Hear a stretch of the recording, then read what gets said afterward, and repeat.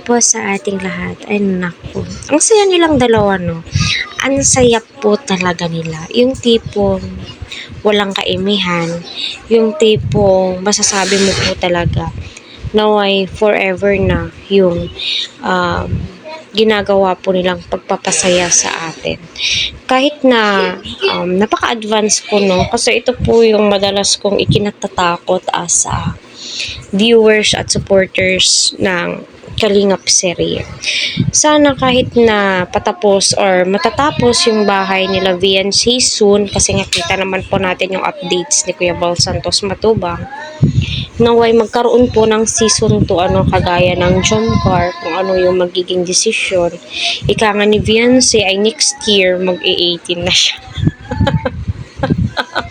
Ika nga ni Edo, kung sa September baka pwedeng 18 na siya, no, mag-jump na po sila, di po nilang i-counted yung 17 na, di ba? So ayun nga po, no, grabe yung saya, no, hindi ko po expected na ganun yung part 37. Yung pagpapaalam pa lamang po ni Edu sa magulang ni VNC ay napakalaking respeto na po, di ba?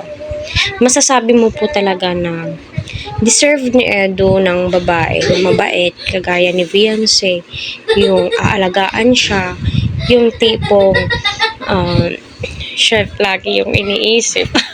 Kasi nasa part 36, diba? At saka, yung nakaraan, di ba masasabi mo po talagang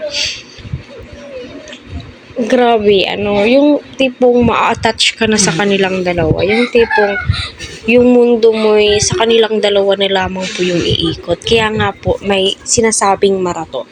Yung pagmamarathon po is para lamang po yan sa mga solid po talaga, solid na sumusuporta sa EDSI. Walang ibang hinahangad na magtagumpay ang kanilang love team at mag-improve pa po ang kanilang love team, diba? So nakakatuwa at naway manumbalik at naway tuloy-tuloy yung pagbibigay po nila ng kasiyahan sa atin, kasi isa po sila sa mga stress reliever ko as of now,